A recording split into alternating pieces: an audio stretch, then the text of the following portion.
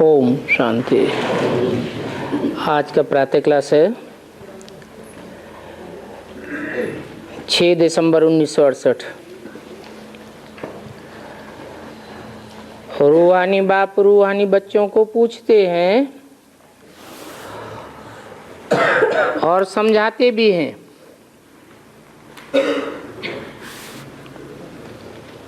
समझाते भी हैं और पूछते भी हैं। अभी बच्चों ने बाप को जाना है, बल कोई सर्वव्यापी भी कहते हैं, परंतु उनके पहले बाप को पहचानना तो चाहिए ना कि बाप कौन है। पहचान कर कहना चाहिए बाप का निवास स्थान कहाँ है। बाप को जानते ही नहीं तो उनके निवास स्थान का कैसे पता पड़ेगा।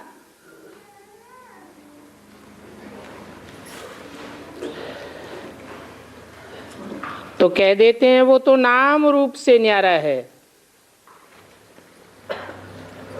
गोया है ही नहीं। तो जो चीज है ही नहीं तो उनके रहने का निवास स्थान कैसे विचार किया जा सकता है। न जानते हैं न कुछ विचार ही करते हैं। कोई बात का विचार तो करना चाहिए। अभी तुम बच्चे तो जानते हो बाप ने पहले पहले अपनी पहचान दी है।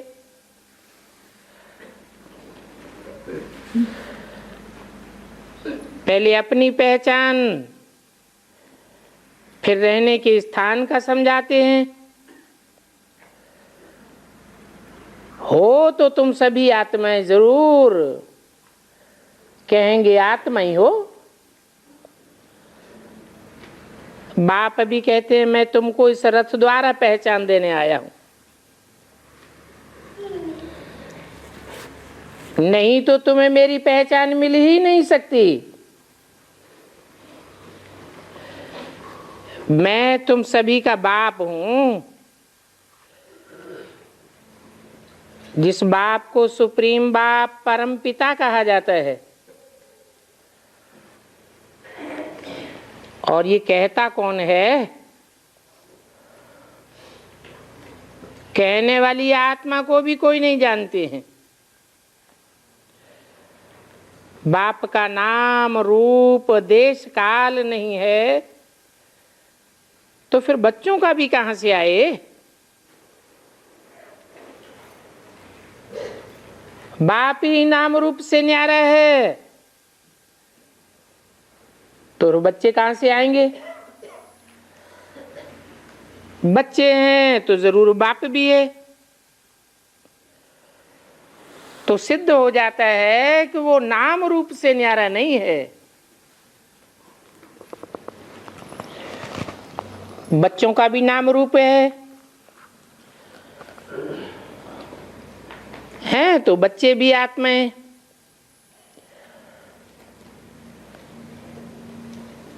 आत्माओं का रूप जरूर है, बल कितना भी सूक्ष्म हो।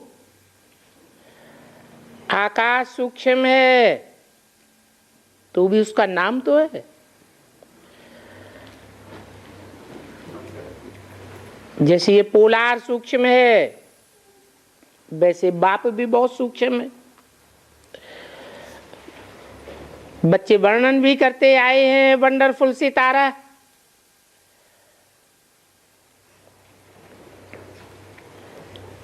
जो सितारा इनमें प्रवेश करता है उसको भी आत्मा कहते हैं। ऐसे तो ये बाप भी रहते हैं परम धाम में।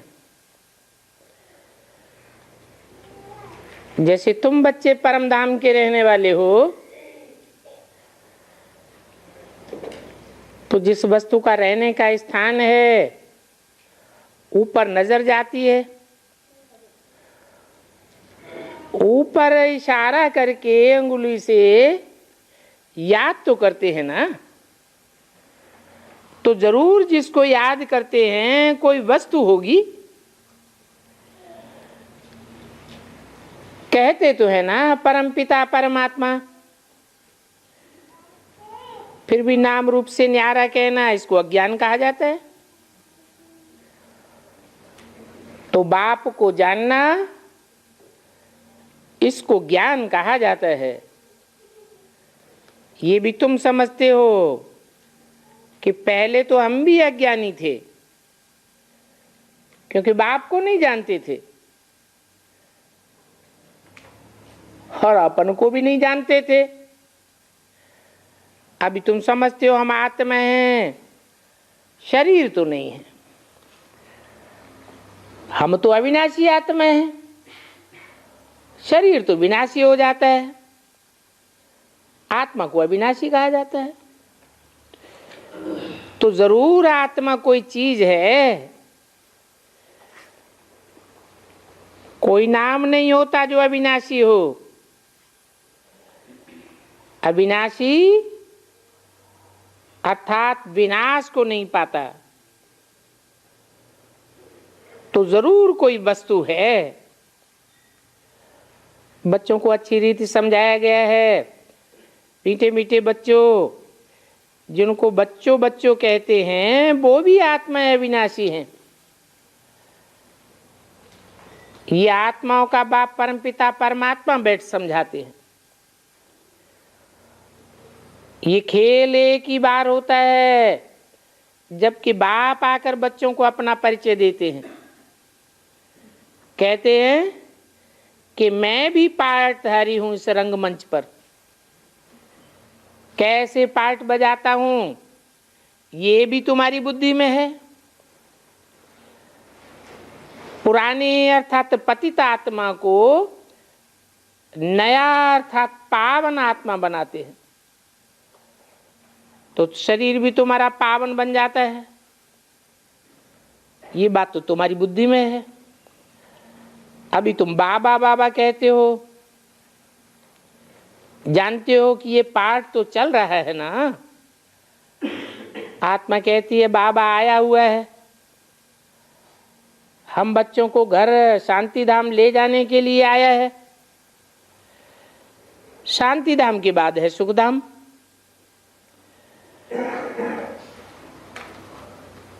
शांति धाम के बाद सीधा दुख धाम तो हो नहीं सकता।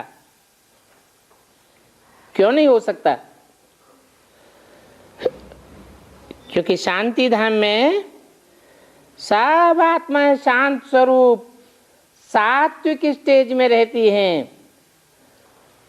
जो सात्विक स्टेज वाली आत्माएं हैं वो दुख तो भोग ही नहीं सकती। तो नई दुनिया को सुखधाम कहा जाता है।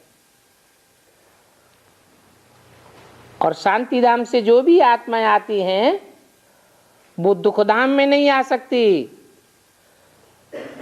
जरूर सुखधाम में ही आवेंगी। ये देवी देवताएं अगर चैतन्य होते और इनसे कोई पूछता आप कहाँ के रहने वाले हो, तो कहते कि हम तो स्वर्ग के रहने वाले हैं। परंतु ये सब बातें ये जड़ मूर्तियां तो नहीं कह सकती। लेकिन तुम तो कह सकते हो ना कि हम असल में स्वर्ग के रहने वाले हैं। पहले भी स्वर्ग के रहने वाले देवताएं थे, फिर 84 का जन्म चक्कर लगा करके हम संगम पर आए हैं। तो ये ट्रांसफर होने का पुरुषोत्तम संगम युग है। बच्चे जानते हैं हम बहुत उत्तम पुरुष बनते हैं। हर 5000 वर्ष के बाद सतो प्रधान बनते हैं, और सतो प्रधान भी नंबरवार कहेंगे। एक जैसे सत्व प्रधान सभी नहीं बन सकते। तो ये सारा पार्ट आत्माओं को मिला हुआ है। ऐसे नहीं कहेंगे कि मनुष्यों को पार्ट मिला हुआ है, वो तो अल्पकाल का ड्रामा होता है जहां मनुष्य पार्ट बजाते हैं। अल्पकाल का रंगमंच होता है, उसे तो हद का कहेंगे। ये है बेहद का रंगमंच। तो अहम आत्मा को यहां पार्ट मिला हुआ है। मैं आत्मा 84 जन्म लेती हूं। हम आत्मा वारिसदार हूं, और जो वारिस होते हैं वो हमेशा मेल होते हैं, फीमेल वारिस नहीं होती है। तो अभी तुम बच्चों को ये पक्का समझना है कि हम आत्मा आत्मा भाई भाई हैं, हम वारिसदार हैं, हम मेल हैं। सभी को वेद के बाप से वर्षा मिलता है, हद के लौकिक बाप से सिर्फ बच्चे को वर्षा मिलता है, बच्ची को तो मिल नहीं सकता। ऐसे भी नहीं है आत्मा सदैव फीमेल ही बनती है, नहीं। एक जन्म में मेल, एक जन्म में फीमेल बनती है। कभी कभी लगातार 2 जन्म भी मेल या फीमेल बन सकते हैं। तो बाप समझाते हैं कि आत्मा का पार्ट है मेल फीमेल बनने का। इस समय तो तुम सभी मेल्स हो, बल चोला स्त्री का है, परंतु जानते हो कि जन्म जन्मांतर के स्वभाव संस्कार के अनुसार हम रुद्र शिव के बच्चे हैं, मेल्स हैं। और सभी आत्माओं को एक बाप से वर्षा मिलता है, तो सभी बच्चे ही बच्चे हैं, और सभी बच्चों का हक है एक बाप से वर्षा लेने का। बाप भी कहते हैं, हे बच्चों, तुम सभी आत्माएं मेल्स हो, हमारे रूहानी बच्चे हो। फिर पार्ट बजाने के लिए इस रंगमंच पर मेल्स फीमेल्स दोनों चाहिए, तब तो मनुष्य सृष्टि की वृद्धि हो। इन बातों को तुम्हारे सिवाय कोई भी नहीं जानते हैं। 6/12/68 की वाणी का दूसरा पेज। बल कहते तो हैं कि हम सभी ब्रदर्स हैं, परंतु ऐसे ही बेसमझी से कह देते हैं। ये थोड़ा ही जानते हैं कि आत्मिक स्थिति में स्थित होने वाले बाप से डायरेक्ट वर्षा लेने वाले हम थोड़े से बच्चे हैं। अभी तुम कहते हो बाबा आपसे तो हमने अनेक बार वर्षा लिया है, तो अनेक बार वर्षा लेने के कारण तुम्हारी आत्मा को पक्का हो जाता है। तो आत्मा जरूर बाप को याद करती है, कहती है ओ बाबा रहम करो, बाबा आप आओ, हम आपके सभी बच्चे बनेंगे। अभी हम देह सहित देह के सभी संबंध छोड़ आपको ही याद करेंगे। बाप ने समझाया है अपन को आत्मा समझ, बाप को याद करो। जानते हो बाप से हम वर्षा कैसे पाते हैं? हर 5000 वर्ष के बाद हम ये देवता कैसे बनते हैं, ये भी तो जानना चाहिए ना। स्वर्ग का वर्षा किससे मिलता है, ये अभी तुम समझते हो। किससे मिलता है? जो सदैव स्वस्थिति में रहने वाला है वो एक ही बाप से वर्षा मिलता है। इब्राहिम बुद्ध क्राइस्ट को भी धर्म पिता कहा जाता है, वो भी ग्रेट फादर्स कहे जाते हैं, परंतु वो सदैव आत्मिक स्थिति में स्थित नहीं रहते। उनके लिए भी कहते हैं कि कोई ग्रेट ग्रेट ग्रैंडफादर और है जिससे उनको भी वर्षा मिलता है। बाकी बाप कोई स्वर्गवासी नहीं है। तुम बच्चे तो स्वर्गवासी बनते हो, बच्चों को ही बाप स्वर्गवासी बनाते हैं, खुद तो और ही टेम्परेरी नरकवासी आकर के बनते हैं। तुम बाप को बुलाते भी हो, जब बुलाते हो तब तुम तमो प्रधान होते हो।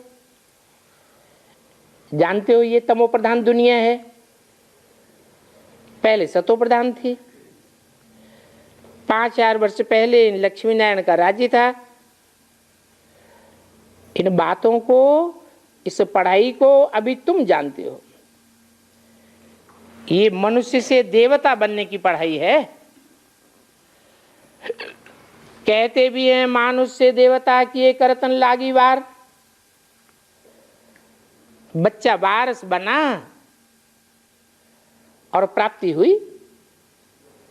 बाप कहते हैं तुम सभी आत्मा मेरे बच्चे हो, तुमको वर्षा देता हूं, तो जरूर तुम भाई भाई हो। तुम्हारे रहने का स्थान मूल वतन है, अथवा कहें कि निर्वाण धाम, वहां वाणी से परे होकर रहते हो। उसको निराकारी दुनिया भी कहा जाता है। वहां आवाज का गम नहीं है और सभी आत्माएं वहां रहती हैं। कहां रहती हैं? कहेंगे सूरज चांद सितारों से भी पार। वो तुम्हारा स्वीट साइलेंस घर है, परंतु तुम बच्चों को वहां बैठ तो नहीं जाना है। बाप भी नहीं बैठ सकते। बैठ कर क्या करेंगे? वो तो जैसे जड़ अवस्था हो जाती है। आत्मा जब पार्ट बजावे तब चैतन्य कहलावे। है तो चैतन्य, परंतु पार्ट नहीं बजाती है तो जैसे कि जड़ है। तुम यहां खड़े हो जाओ, हाथ पांव नहीं चलाओ तो क्या कहेंगे? जड़वत। वहां तो नेचुरल शांति रहती है। तुम तो यहां थोड़ी देर के लिए जड़वत खड़े हो जाएंगे, वहां तो ऐसा नहीं है। तो वहां आत्मा पार्ट कुछ भी नहीं बजाती है। तो तुम जान गए हो कि शोभा तो सारी पार्ट बजाने में है।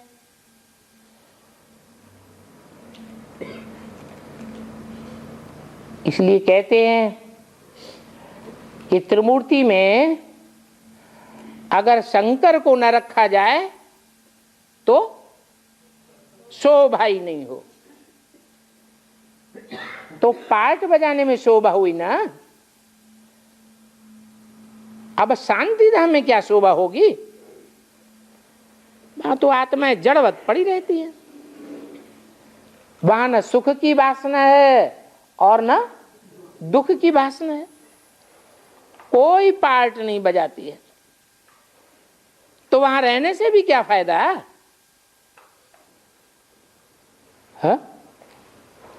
कौन बोल रहा है?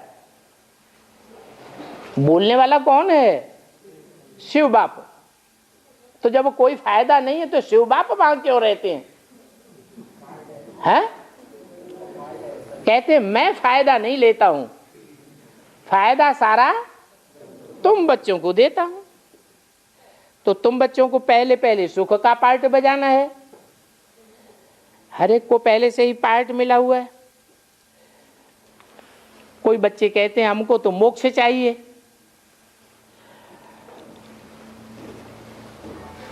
आत्मा तो जैसे बुदबुदा है, सागर में बुदबुदे उठते हैं, फिर सागर में मिल जाते हैं, लीन हो जाते हैं, बस। तो उनका कहना है कि आत्मा जैसे है ही नहीं, कुछ भी पार्ट न बजावे तो कहेंगे जड़,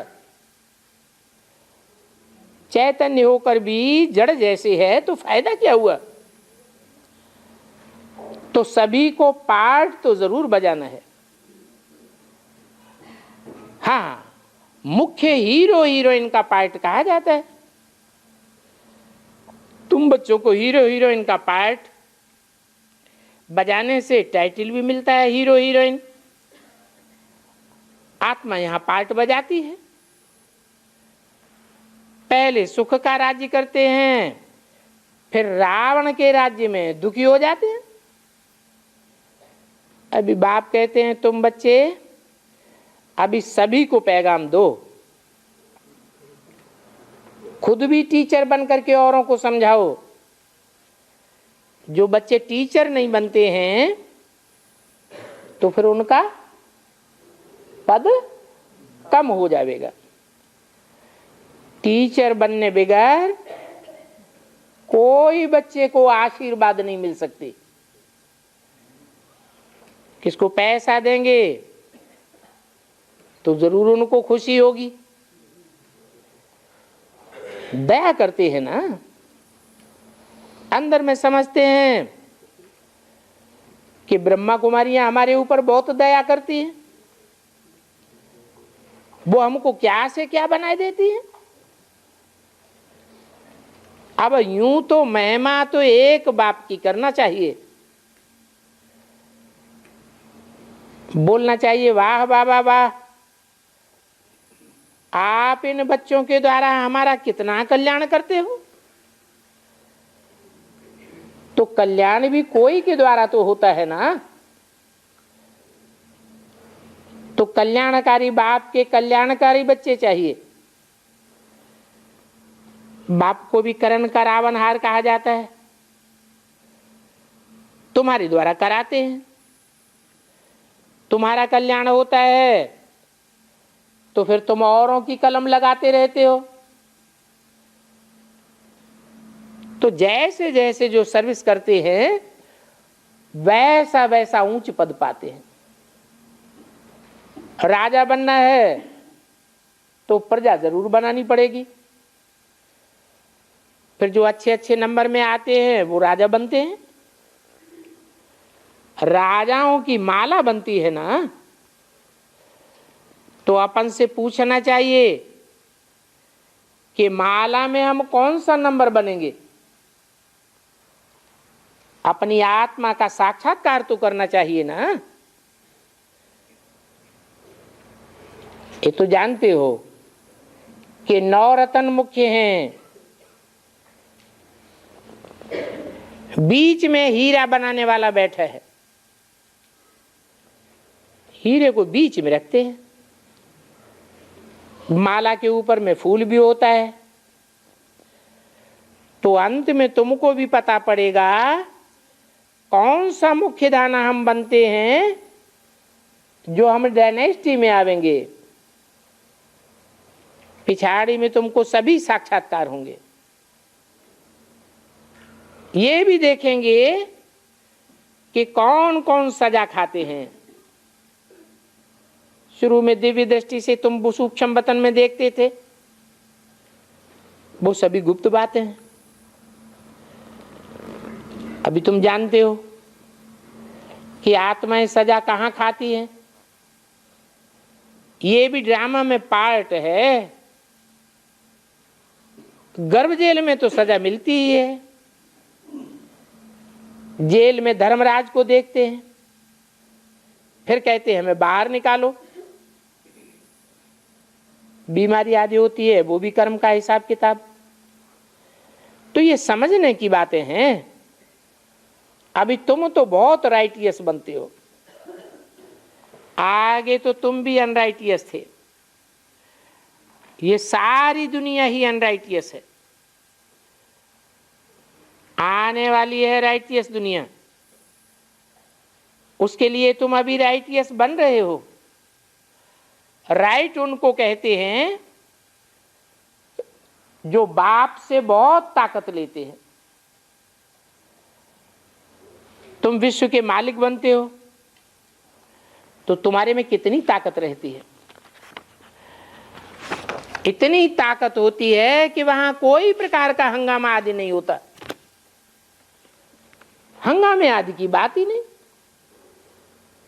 6/12/68 की वाणी का 3रा पेज। ताकत कम होती है तो देखो आज की दुनिया में कितने हंगामे होते हैं।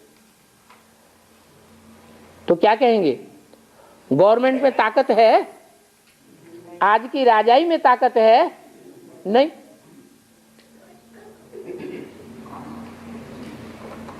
पुलिस के बल पर शासन चलाते हैं।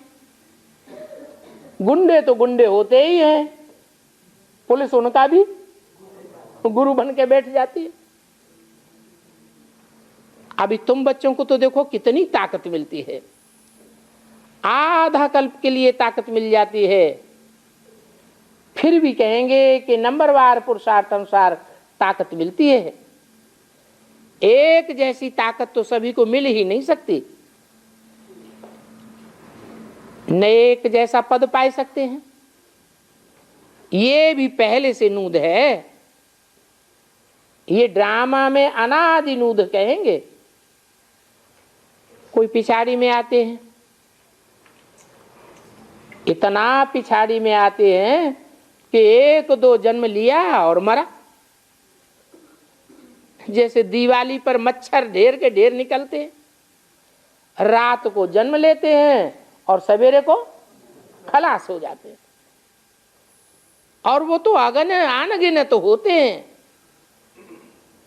ऐसे ही अंत में मच्छरों सदस्य अनगिनत आत्माएं परमधाम से उतरती हैं। मनुष्यों की तो फिर भी गिनती होती है। तो गिनती करने में कितने बताते हैं मनुष्य? इस सृष्टि पर 500 550 करोड़ मनुष्य है, बाकी जिनकी गिनती ही नहीं करते उनको भी ऐड करें तो टोटल कितना बताते हैं? 700 750 करोड़ मनुष्य आत्माएं। उन सबको मनुष्य थोड़े ही कहेंगे। उनकी गिनती तो मच्छरों सदस्य है। तो जो मनुष्य पिछाड़ी को आते हैं, आए और गए, तो उनकी तो गिनती हो न सके। पहले पहले जो आत्माएं आती हैं उनके लिए विचार करो कि उनकी आयु कितनी होगी। तुम बच्चों को तो बहुत खुशी होनी चाहिए कि हम बहुत बड़ी आयु वाले बनेंगे, और बड़ी आयु वाले बनेंगे भी आधा कल्प के लिए, क्योंकि तुम तो फुल पार्ट बजाते हो। कितना? 5000 वर्ष का पार्ट बजाते हो। बाप तुमको ही समझाते हैं कि तुम कैसे फुल पार्ट बजाते हो। पढ़ाई अनुसार ऊपर से आते हो पार्ट बजाने के लिए। तो ये तुम्हारी पढ़ाई है नई दुनिया के लिए। बाप कहते हैं मैं अनेक बार तुमको ही पढ़ाता हूं, तो तुम्हारे लिए ये पढ़ाई अविनाशी हो जाती है। जिस पढ़ाई की तुम आधा कल्प पर प्रारब्ध पाते हो, उस पढ़ाई से अल्पकाल का सुख थोड़े समय के लिए मिलता है। वो भी कोई को मिलता है, कोई को नहीं मिलता है। अभी कोई बैरिस्टर बनता है तो कहेंगे कल्प बाद भी फिर बैरिस्टर ही बनेगा। ये भी तुम जानते हो, जो भी सभी का पार्ट है वो ही पार्ट कल्प कल्प बजावेंगे। देवता हो या शूद्र हो, हर एक का पार्ट वो ही चलता है जो कल्प पहले चलता है रहा। इसमें कोई फर्क नहीं हो सकता। हर एक आत्मा अपना पार्ट बजाती रहती है।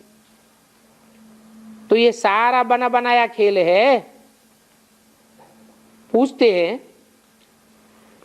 कि पुरुषार्थ बड़ा है या प्रारब्ध बड़ी है? अब पुरुषार्थ के बगैर तो प्रारब्ध मिल ही नहीं सकती। पुरुषार्थ से ही प्रारब्ध मिलती है ड्रामा अनुसार। तो सारा बोझा ड्रामा के ऊपर आ जाता है। पुरुषार्थ कोई करते हैं, कोई नहीं करते हैं। आते भी हैं फिर भी पुरुषार्थ नहीं करते, तो उनको प्रारब्ध मिल ही नहीं सकती। सारी दुनिया में जो भी एक्ट चलती है कहेंगे सारा बना बनाया ड्रामा है। आत्मा में हर एक का पार्ट पहले से ही नुदा हुआ है, और वो भी आदि से अंत तक नुदा हुआ है। जैसे तुम्हारी आत्मा में 84 का पार्ट है कि तुम हीरा भी बनते हो तो कौड़ी जैसे भी बनते हो। ये बातें भी तुम अभी सुनते हो। स्कूल में अगर कोई नापास हो पड़ता है तो कहेंगे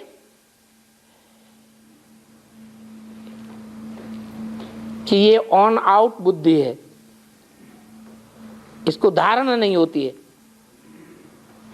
इसको कहा जाता है वैरायटी झाड़। इसमें सभी फीचर्स वैरायटी है। एक भी पत्ते का आकार प्रकार हूबहू जैसा दूसरे से मिल नहीं सकता। तो ये वैरायटी झाड़ का नॉलेज भी बाप ही समझाते हैं। कल्प वृक्ष पर समझाते हैं ना। ये बड़ के झाड़ का मिसाल भी इस मनुष्य सृष्टि के वृक्ष पर है, जिस झाड़ की शाखाएं बहुत फैलती हैं। बच्चे समझते हैं हमारी आत्मा अविनाशी है, शरीर तो विनाश हो जाएगा। आत्मा ही ज्ञान को धारण करने वाली है। आत्मा ही 84 जन्म लेती है, शरीर तो बदलता जाता है। आत्मा वही है। आत्मा भिन्न भिन्न शरीर लेकर के पार्ट बजाती रहती। तो ये नई बात हो गई। अभी तुम बच्चों को ये समझ मिली है, कल पहले भी तुमने ऐसे ही समझा था। बाप आते भी हैं भारत में, और दूसरे कोई देश में तो आते नहीं। तो तुम सभी को पैगाम देते रहो। दूसरे धर्म दूसरे देश वालों को भी पैगाम तो देना है ना। कोई भी ऐसा नहीं रहेगा जिसको पैगाम न मिले। जिसको पैगाम न मिले ऐसी एक भी आत्मा नहीं होगी। तो ये पैगाम सुनना ये सभी का हक है। जो भी मनुष्य मात्र की आत्माएं हैं सभी को पैगाम मिलेगा कि बाप आया हुआ है। फिर सब अपना नंबरवार पुरुषार्थ अनुसार बाप से वर्षा लेंगे। बाकी कुछ तो सुनेंगे ना। पैगाम सुनना भी सभी का हक है। सुनेंगे तो वर्षा भी लेंगे। फिर भी बाप के बच्चे हैं। बाप समझाते हैं तुम आत्माओं का मैं बाप हूं। मेरे द्वारा इस रचना की आदि मध्य अंत को जानने से तुम यह लक्ष्मी नारायण जैसा पद पाते हो। बाकी तो सभी मुक्ति में चले जाएंगे। तुम जीवन मुक्ति में जाते हो। बाकी बाप सदगति तो सभी की करते हैं, तो इन बातों में कुछ तो राज होगा। गाते भी हैं हो प्रभु तेरी लीला, तो क्या लीला करते हैं, लीला कैसी है? ये लीला है पुरानी दुनिया को बदलने की। तो मालूम होना चाहिए कि लीला क्या है, और इस लीला को मनुष्य ही जानेंगे, जानवर तो नहीं जानेंगे। बाप भी तुम बच्चों को आकर के ये सभी बातें समझाते हैं, इसका मतलब तुम बच्चे क्या हो? तुम बच्चे मनुष्य हो, और बाकी सब है जो नहीं समझते हैं, जिनको नहीं समझाते हैं, वो क्या हुए? बाप नॉलेजफुल है। तो जो बाप नॉलेजफुल है वो अपने बच्चों को भी नॉलेजफुल बनाते हैं। बाकी तुम भी नंबरवार नॉलेजफुल बनते हो, एक जैसे नॉलेजफुल तो बन नहीं सकते। जो स्कॉलरशिप लेने वाला होगा वो भी नॉलेजफुल कहलावेगा। वो भी कैसे उतरते हैं और कैसे चढ़ते हैं, ये सभी बातें और कोई की ताकत नहीं है जो बता सके। भारत स्वर्ग था, फिर भारत ही कैसे नरक बनता है, ये बातें तुम जानते हो। ये सारा सृष्टि का चक्र बुद्धि में याद रखना चाहिए। इस नॉलेज से ही पद मिलता है, और पद भी मिलता है नंबरवार पुरुषार्थ अनुसार। तो जरूर कहेंगे इस नॉलेज को नंबरवार पुरुषार्थ अनुसार ही धारण करते हैं। अच्छा, बच्चों को गुड मॉर्निंग। एक छोटा सा रात्रि क्लास है।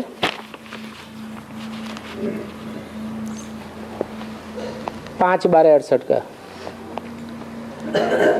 जब बेहद का बाप मिल जाता है तो समझना चाहिए बेहद की बादशाही जरूर उनसे मिलने वाली है, क्योंकि बाप ही बेहद की बादशाही देने वाला है। और वास्तव में वो बादशाही भी अभी नहीं दे सकते हैं।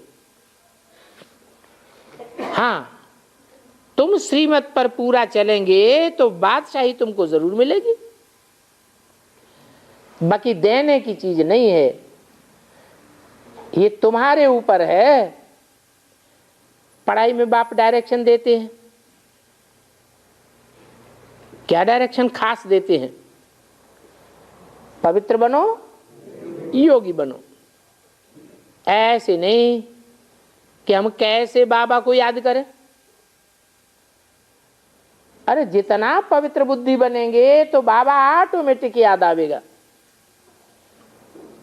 बच्चे ये बात पूछ नहीं सकते कि हम कैसे याद करें। बच्चे तो ऑटोमेटिक बाप को याद करते हैं, और बच्चे ये भी जानते हैं कि बाप तो एवर प्योर है। बाप को जान लिया कि पतित से पावन कैसे बनाते हैं, वो भी समझ की बात है। एवर प्योर है तो जरूर पतितों को पावन बनाने की कोई तो युक्ति होगी।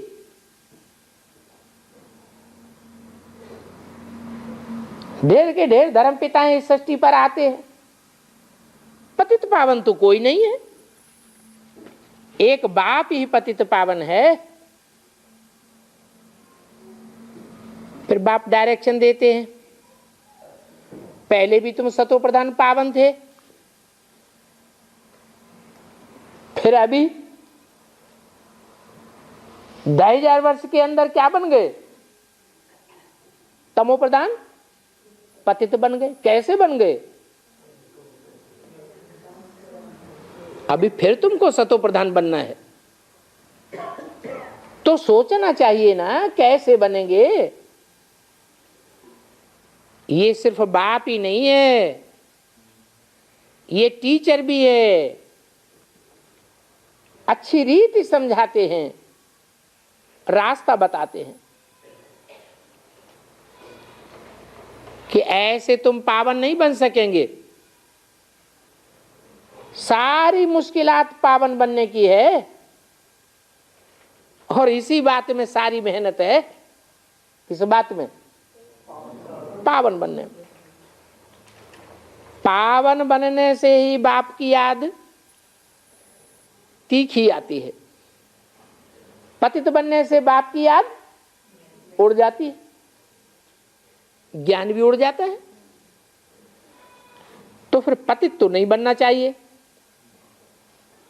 कहते हैं पावन बने, परंतु माया बनने नहीं देती है, बार बार गिरा देती है। बच्चियां कोई सपूत होती हैं, कोई बच्चे कपूत होते हैं, कुमारियां लज्जायमान होती हैं, कुमार बड़े निर्लज्ज होते हैं। अब उनकी बनावट ही ऐसी है। स्त्री ही पुकारती है। ऐसे कब नहीं सुना होगा कि कोई पुरुष पुकारे कि ये हमको नग्न करती है? नहीं। तो मूल बात पवित्रता की है। सवाल ही बाप एक पूछते हैं कि कब नग्न तो नहीं हुई हो? बच्चे बताते हैं कि हम हुए हैं या नहीं हुए हैं। बाप समझाते हैं युगल बनते हैं तो नग्न होते ही है। शादी नग्न होने के लिए ही तो की जाती है, हैं? किस लिए करते हैं? शादी करते किस लिए हैं? शादी करने का लक्ष्य क्या है? लक्ष्य ही एक है। रावण राज्य में नग्न होने की ड्रामा में नूद है। फिर बाप कहते हैं नग्न होना ही नहीं है। मेरे राज्य में कब नग्न नहीं होंगे? और फिर वहां ऐसा कोई कह भी नहीं सकता। अभी राज्य तो कोई का है नहीं। वैश्य और शूद्र संप्रदायों का ये धर्म है, उनका तो धर्म ही है नग्न होना। ये भी जानते हो कि विकारी होने से पाप तो जरूर होते हैं। बच्चे समझ से रिस्पॉन्ड कर सकते हैं, बाबा हम पावन जरूर बनेंगे। सतयुग में हम नग्न नहीं होते थे, परंतु भारतवासी स्वर्ग को 40,000 वर्ष दूर ले गए, और बाप तो स्वर्ग को बहुत नजदीक ले आते हैं। कहते हैं नई दुनिया थी तो फिर जरूर होगी,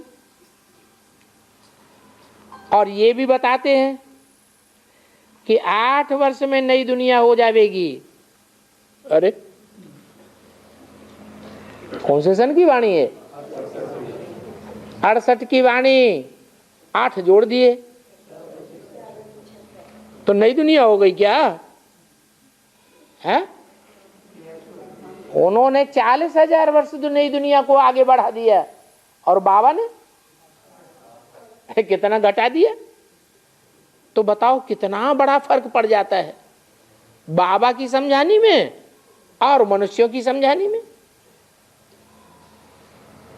तो बाप बात ही एक बताते हैं, कल्प की आयु 5,000 वर्ष, यही सच्ची बात है। तुम समझाते हो तो मनुष्य कहते हैं कि शास्त्रों में तो इतना वर्ष लिखा है। बोलो, शास्त्र तो मनुष्यों ने लिखे हैं, मनुष्य तो विकारी होते हैं, और हमको तो कौन समझाते हैं? हमको तो भगवान समझाते हैं। भगवान कोई विकारी होता है क्या? मनुष्य शास्त्र बनाते हैं, यहां तो भगवान बैठ पढ़ाते हैं। तो कितना फर्क हो जाता है। बाप कहते हैं शास्त्र भक्ति मार्ग में होते हैं। अब भक्ति को कितना समय हुआ होगा, बच्चे समझते हैं। मनुष्य तो बिल्कुल घोर अंधियारे में। तुम 8 वर्ष कहते हो तो मनुष्य समझते हैं इनका तो ये गपोड़ा है,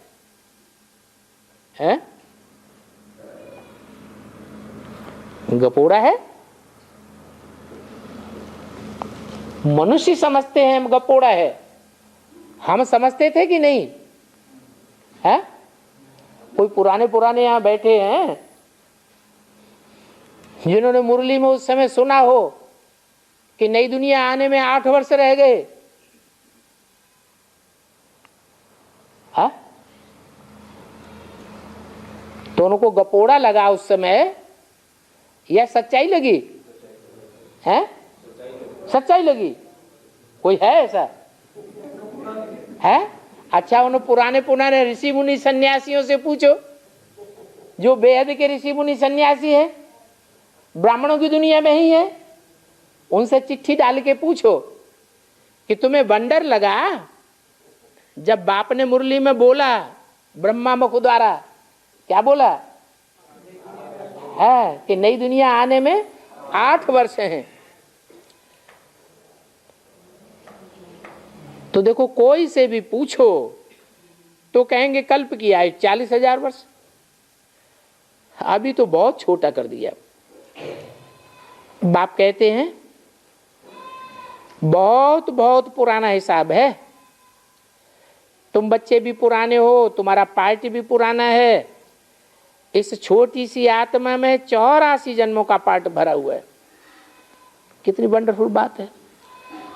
ऐसे ऐसे महीन बातें, गुह्य बातें भी बच्चों को भूल जाती हैं।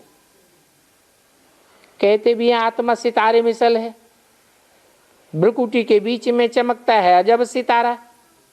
बहुत छोटी है, परंतु भक्ति करने के लिए बड़ा रूप बनाई दिया है। आत्मा का बड़ा रूप क्या बनाई दिया है? भक्ति करने के लिए आत्मा का बड़ा रूप शालिग्राम बनाई दिया है। शिव को लिंग रूप बनाते हैं, बड़ा रूप बनाते हैं, और शालिग्राम छोटा बनाते हैं। अब आत्मा तो कब घिसती बढ़ती नहीं है कि शिव की आत्मा घिस गई तो आत्मा बन गई, ऐसे तो होता नहीं है। आत्मा न कटती है, न छटती है, न कम होती है, न जास्ती होती है, न जलती है। आत्मा तो अविनाशी है। हाँ, देवताओं की पूजा होती है तो कहेंगे बाप की भी पूजा होनी चाहिए, परंतु पूजा बड़े रूप की होगी या बिंदी की होगी? पूजा तो जरूर बड़े रूप की होनी चाहिए। अभी मैं तुमको पावन बनाता हूं, पास्ट बच्चों को याद आता है, अपना घर भी बच्चों को याद आता है। जानते हो बाप और आत्माएं दोनों निर्वाण धाम में रहने वाली हैं। वहां से तुम पार्ट बजाने के लिए आते हो सुखधाम में, तो समझाया जाता है स्वर्ग से नरक, नरक से स्वर्ग कैसे होता है। वो बात तुम्हारी बुद्धि में आ गई। बीच में संगम पर बाप आते हैं। इस बात को जो नहीं समझते हैं कि बाप आते हैं, उनको तुच्छ बुद्धि कहा जाता है। बाप कहते हैं तुम ही बहुत जन्मों के बाद आकर के मुझे मिलते हो, मुझे ही पहचानते हो। बाप सुप्रीम फादर है, सुप्रीम टीचर है, सदगुरु है, ऊंचते ऊंचे है, ये तुम जानते हो। तुम्हारी बुद्धि में ये 84 के चक्र का नॉलेज है। तुम बरोबर जानते हो कि सतयुग में इनका राज्य था, अभी हम भी वही बन रहे हैं। तुम्हारे दिल में जचता भी है, परंतु बीच बीच में माया बुलाई देती है। बाप कहते हैं जैसे मैं सर्वशक्तिवान हूं, माया रावण भी सर्वशक्तिवान है। बाकी शिव की जीत भी भारत में है और रावण की जीत भी भारत में ही होती है। अभी किसकी जीत का टाइम है? हैं? अभी किसकी जीत का टाइम है? हैं? बाप की जीत का टाइम है। कभी रोते तो नहीं हो? अंतिम जीत तुम्हारी जरूर है। शिव की जीत भारत में है, तुम्हारी भी जीत भारत में है। तुम बाप के जब पक्के पक्के बन जावेंगे, कैसे बन जावेंगे? पक्के निश्चय बुद्धि, तो 1 सेकंड में जीवन मुक्ति गाई हुई है। जो अपनी पूजा कराते हैं उनको तो हिरण्यकश्यप कहा जाता है। भक्ति मार्ग में ही 2,500 वर्ष कहा जाता है। या ब्राह्मणों की अभी संगम युग की दुनिया में भी ये शूटिंग होती है?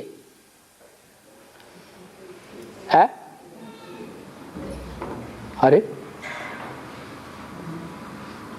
भक्ति मार्ग के 2,500 वर्ष में हिरण्यकश्यप की जो पूजा होती है, जो अपनी बैठ पूजा कराते हैं उनको हिरण्यकश्यप कहा जाता है। वो 2,500 वर्ष में ही पूजा होती है या उसकी शूटिंग ब्राह्मणों की संगम युग दुनिया में भी होती है? संगम युगी दुनिया में भी वो शूटिंग होती है। नरसिंह को अमर ही लगाते हैं ना, फिर वो आम पुजारी के काम में आता है।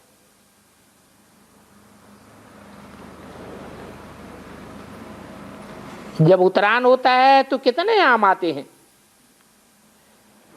फिर वो सारे बेच देते हैं। सिंध में ये सब बहुत होता है, क्योंकि बाप भी सिंध में आते हैं, मगध देश में आते हैं। ये क्या बात हुई? दो बातें कैसे?